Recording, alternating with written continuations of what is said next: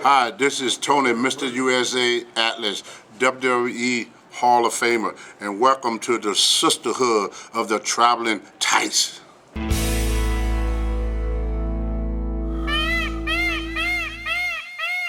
Hey, it's Dalton Castle, and this is my chance to introduce you to a closer look of the world of professional wrestling and show you my connection to it. This week, I'm heading out to Lockport, New York for Empire State Wrestling, where we're going to sit down with WWE star Matt Hardy.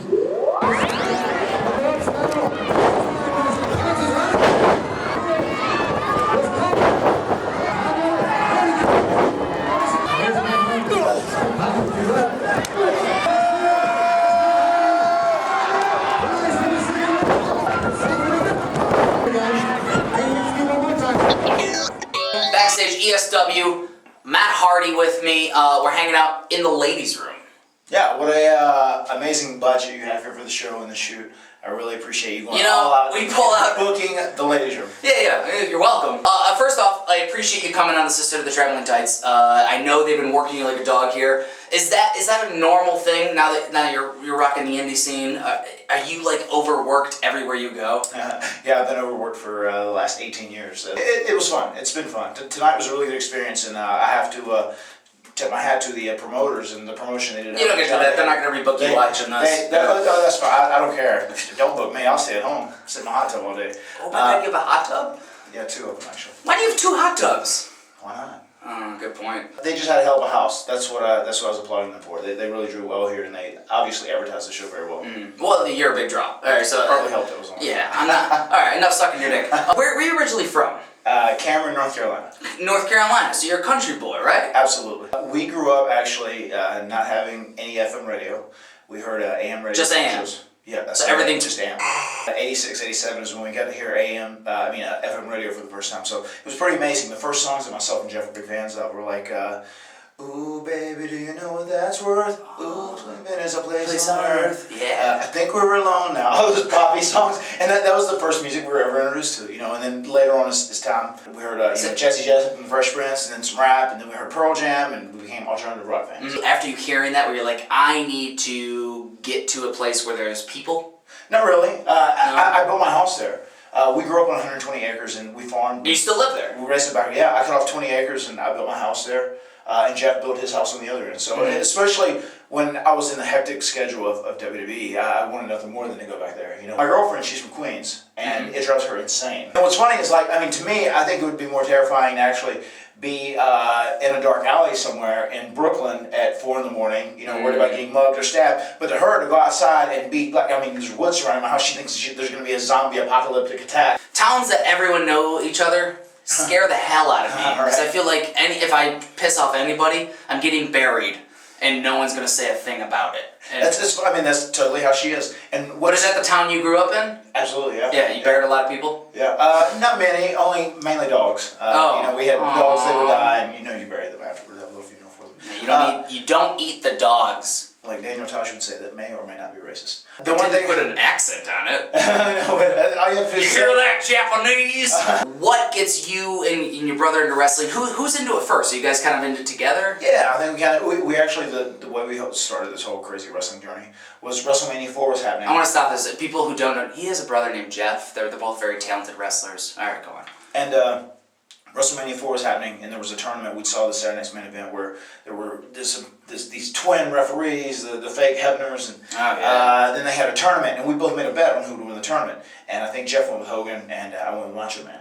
And Macho Man won. Macho Man won, so he became our guy, and from that day on, we were diehard fans. And his finisher was an elbow off the top rope, so as you can tell, we were drawn to stuff like that. When did you think, man, we got to put a different spin on this? Wrestling on a trampoline, not just crazy backyard wrestling. I think we were, us and Eddie Christian and the Dudleys, we had a big hand in creating all this craziness. People you definitely come from that era. People would see us and they would do it, and they're like, oh my God, I can be like the Hardys, just get a pair of kickwear pants, and now I'm a wrestler too. You're not the Hardys. So, we did this stuff, and we met a guy who was a carny who did these shows at different fairs. He had a ring that was half concrete, half trampoline. It was the most insane thing ever, and we kind of toured around with him a little bit. We met a guy who was an actual real wrestler who'd been trained, and he kind of started introducing us to people, and that's how all that started. But I think our influence, we saw like the Bret Harts and Shawn Michaels, the guys that wrestled more exciting style. And, you know, even when we saw guys like, you know, Sabu and Rey Mysterio who were doing things that no one else was doing, we're like, okay, we need to switch this up and be really innovative and do different things so we can use our smaller size and stature to our advantage. And what age are you when you finally realized this? Like 16? Probably 16, 17. You know, I'd only wrestled 7 matches in a hard ring, and Jeff was the same. And when we was at WWE for the first time, I was 18 and he was 16. You know, they made him lie about his age. So I've seen his first match. I don't think I've seen yours before. It's mine was on a live Raw with Nikolai Volkov. Your first match, like walking in there, what are your emotions? You're like, this is happening. The biggest thing that kind of set in the realization of all that was because we just saw the Shawn Michaels Razor Ramon ladder match and we thought that was so cool, and we're like, oh my god, we want to do a match like this, and just going in and seeing Shawn Michaels and Razor joking with each other and like they were buddies and we're like, oh my god, we are right, you know, these guys work together. You know, it's such a funny story. Jeff wrestled first. He wrestled Scott Hall and he got the shit beat out of him.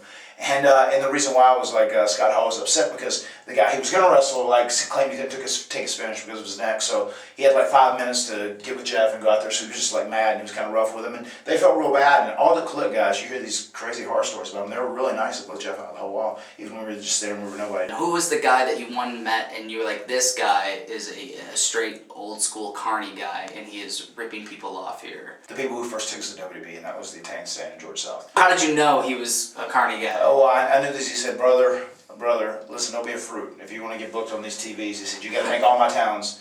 And I said, okay, can we get some gas money? He said, no, brother. You just make all my towns if you want to go to the WB and make the big payday of $150 a night. So we worked for 3 nights, and we're going to get $150 a night. We're like, well, cool, we're going to make like $450, and it's 3 nights. So they put us in a church van that they got for free when they paid them for trans already, the WWE did. We drove over the course of the night. We got there, we went straight to the building.